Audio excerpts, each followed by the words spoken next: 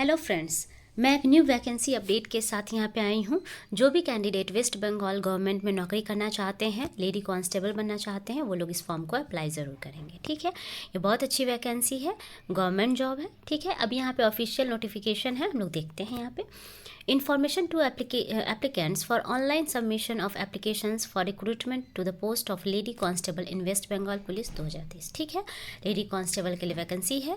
जो भी कैंडिडेट भरना चाहते हैं वो भर सकते हैं। अब यहाँ पे है कि पे स्केल दिया हुआ है, लेवल 6 का जॉब है। पे मैट्रिक्स देख सकते हैं 22,700 से लेकर 58,500 तक है।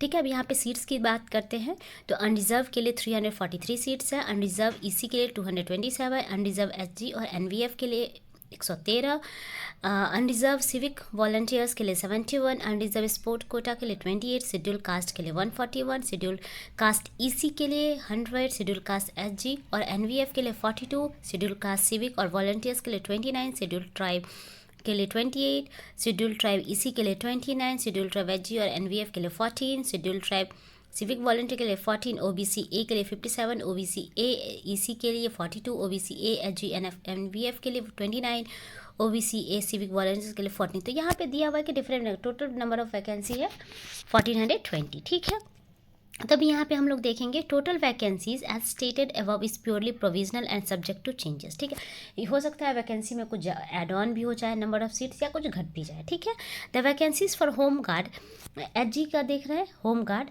और NVF and civic volunteers are only for the serving home guards और NVF and civic volunteers the waste Bengal police subject to completion of 3 years। मतलब इसमें बोला जा रहा है कि ये वेस्ट बंगाल पुलिस का नौकरी है। ठीक है, तो वो देखेंगे। उसके बाद है the reservation of vacancies under exempted category, EC वहाँ पे है एग्जेम्प्टेड कैटेगरी। ठीक है, volunteers sport quota will be horizontal in nature in case of non availability of suitable candidate under those category the vacancy will merge to the respective। कहने का जैसे आप देखे होंगे कैटेगरी वाइज उसमें एचजी एनवीएफ करके लिखा होगा, तो वो क्या होगा, और अगर उस कैटेगरी में कैंडिडेट नहीं होंगे तो उस कैटेगरी का जैसे ओबीसी का एचजी और एनवीएफ है, अगर उसमें सीट खाली रहेगा, एचजी और एनवीएफ का बच जाएगा तो वो ओबीसी को मिल जाएगा। ऐसे कहने का मतलब हर कैटेगरी का अपना अपना मर्ज हो जाएगा वहाँ पे। उसके बाद यहाँ पे हम देखते हैं कि अगर कोई स्पोर्ट्स कोटा से है, जैसे यहाँ पे दिया हुआ है meritorious sports person in the following sports discipline are eligible to apply for the vacancies reserve for sports quota. मतलब जो भी कैंडिडेट अगर नेशनल स्पोर्ट्स में गए हैं, खेले हैं, तो वो लोग इसमें अप्लाई करेंगे, उन लोग को बेनिफिट मिलेगा, स्पोर्ट्स कोटा के थ्रू उन लोग को लिया जाएगा। जैसे कोई एथलेटिक्स से गए हैं, बैडमिंटन से, बास्केटबॉल से, क्रिकेट से, वॉलीबॉल से, टेबल टेनिस से, स्विमिंग से, बॉक्सिंग, साइकिलिंग, मतलब कोई भी गेम से अगर वो लोग नेशनल खेले हैं तो वो लोग इसमें अप्लाई कर सकते हैं। अब यहाँ पे देखिए एरिया है, मतलब कौन सा कंपटीशन वो खेले हैं और कॉम्पिटेंट अथॉरिटी कौन होनी चाहिए। इंटरनेशनल कंपटीशन अगर वो खेले हैं तो secretary of the national federation और national association of the sports concern, उनके अथॉरिटी कौन होंगे, तो secretary of the national federation होंगे। नेशनल अगर खेले हैं तो secretary of the state association of the sports. ठीक है, जो स्पोर्ट्स खेले हैं उसका स्टेट एसोसिएशन से लेना होगा। ठीक है, अब यहाँ पे है कि the candidate who are short listed for interview shall upload relevant certificate of date of birth. अगर उसके बाद उनका सिलेक्शन हो जाता है, शॉर्ट लिस्ट हो जाते हैं इंटरव्यू के लिए, तो उनको डेट ऑफ बर्थ का वैलिड प्रूफ, मतलब अगर 10th के सर्टिफिकेट में जो डेट ऑफ बर्थ मेंशन होगा वही उन लोग का वैलिड होगा। ठीक है, क्या एजुकेशनल क्वालिफिकेशन है उसका वैलिड सर्टिफिकेट होना चाहिए, कोई ऐसा नहीं कि फेक सर्टिफिकेट लगा के कर रहे तो वो फिर वो लोग रिजेक्ट हो जाएंगे। ठीक है, उसके बाद है फिजिकल मेजरमेंट भी देखा जाएगा, क्योंकि ये लेडी कांस्टेबल का जॉब है तो इसमें आपका फिजिकल मेजरमेंट एक पर्टिकुलर हाइट होना चाहिए, उस हाइट से कम के लोगों को नहीं लिया जाएगा। ठीक है, तो ये सब भी ध्यान देंगे। उसके बाद है कि एलिजिबिलिटी क्या होना चाहिए, तो must be a citizen of India, India का सिटीजन होना चाहिए। As applicant must not be less than 18 years, 18 साल से कम उम्र का नहीं होना चाहिए। उसके बाद है कि और 30 साल से ज़्यादा के नहीं होना चाहिए। ठीक है, the upper age limit shall be relaxed for the SC/ST applicants of West Bengal only by 5 years। ठीक है, SC/ST जो वेस्ट बंगाल के हैं उनको ये, क्योंकि जो जिस स्टेट का वो जॉब होता है तो उस स्टेट के जो SC/ST या OBC होते हैं उनको बेनिफिट मिलता है। अदर्स स्टेट के जो भी कैंडिडेट है होते हैं उनको जनरल कैंडिडेट के रूप में ट्रीट किया जाता है। तो जो भी कैंडिडेट SC/ST के हैं, वेस्ट बंगाल के हैं, तो उनको 5 साल का एज रिलैक्सेशन मिलेगा, अपर एज रिलैक्सेशन, और ओबीसी जो वेस्ट बंगाल के हैं उनको 3 साल का। ठीक है, अब यहाँ तो देखते हैं हम लोग कि date of birth as recorded in Madhyamik और its equivalent admit card certificate will only be accepted as valid proof for verification of age. मैं ऑलरेडी बता चुकी हूँ कि जो मतलब जो आपके 10th के मार्कशीट में जो डेट ऑफ बर्थ रहेगा एडमिट कार्ड में या मार्कशीट में, वही आपका वैलिड एज ऑफ प्रूफ होगा। ठीक है, तो वही आपका वहाँ पे वैलिड माना जाएगा। ठीक है, ओबीसी सर्टिफिकेट अगर कोई वेस्ट बंगाल के हैं तो वो लोग अपने ओबीसी सर्टिफिकेट बनवा लेंगे। ठीक है, अदर्स स्टेट के लोग एज ए जनरल कैंडिडेट ही उसमें अप्लाई करेंगे। ठीक है, उसके बाद है कि यहाँ पे लेडी कांस्टेबल के लिए क्या होना चाहिए, तो कैटेगरीज ऑफ हाइट और मेजरमेंट की यहाँ बात करते हैं। Candidates of all categories except Gorkhas, Garhwalis, Rajbanshis and scheduled tribes, मतलब सब कैटेगरी इन लोग को छोड़ के, एक्सेप्ट गोरखास गढ़वालीज को छोड़ के, हाइट कितना होना चाहिए 160 सेंटीमीटर और वेट 49 सेंटीमीटर होना चाहिए। ठीक है, और गोरखास गढ़वालीस राजवंशीज इस लोग के लिए कितना होना चाहिए 152 सेंटीमीटर और वेट 45 सेंटीमीटर। ठीक है, तो ये अपना मेजरमेंट एक बार आप लोग जरूर चेक कर लीजिएगा। मेथड ऑफ रिक्रूटमेंट की यहाँ पे बात करते हैं।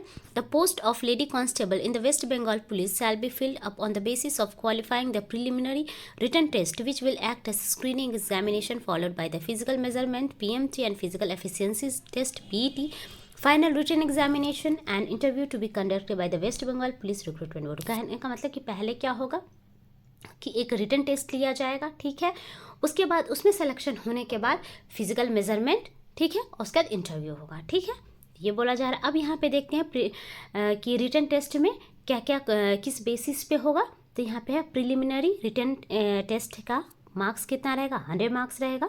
Applicants provisionally consider eligible will have to appear in an MCQ based preliminary written test which is qualifying in nature. There would be 100 objective type question having multiple choices, 4 choices of answers carrying 1 marks each. ठीक है, 100 MCQ type का question रहेगा, सब 1 marks का question रहेगा, 4 choices दिए होंगे answer key. The duration of this test will be 1 hour, 1 घंटे का एग्जाम होगा, 2 लैंग्वेज में होगा। ठीक है, Bengali and Nepali. Question the preliminary written test shall be from the following subjects, किस किस सब्जेक्ट से होगा उसका बताया जा रहा है। 100 क्वेश्चन रहेगा, 1 घंटा का होगा और 2 लैंग्वेज में रहेंगे, बंगाली और नेपाली। ठीक है, general awareness and general language 40 marks. ठीक है, एलिमेंट्री मैथमेटिक्स मतलब 10th लेवल का आपको मैथ्स रहेगा 30 मार्क्स का रहेगा और रीजनिंग रहेगा 30 मार्क्स का। और there will be negative marking फिर इच इनकरेक्ट आंसर्स, हर एक गलती के लिए आपको नेगेटिव मार्किंग भी है, इसलिए सोच समझ के आंसर कीजिएगा। 1/4 नेगेटिव मार्किंग ही है। ठीक है, उसके बाद है the marks obtained by a candidate in the preliminary written test will not be consider for preparing final merit list. ठीक है, तो प्री मतलब ये सिर्फ क्वालिफाइंग नेचर्स का है, इसका मार्क्स आपको ऐड उसमें फाइनल मेरिट लिस्ट में ऐड नहीं किया जाएगा। ठीक है, फिजिकल मेजरमेंट का जानते हैं कि जो भी candidate physical standards height and weight of the candidate as given under 3E will be tested by using electronic machines of the, अगर जो आप रिटन टेस्ट पास कर लेंगे तो उसके बाद फिजिकल मेजरमेंट के लिए आप लोग को बुलाया जाएगा। ठीक है, उसके बाद है इवेंट क्या क्या होगा, कैसे PET होगा, फिजिकल एफिशिएंसी टेस्ट कैसे होगा। तो इवेंट है 800 मीटर्स रन मतलब दौड़ लगाना होगा।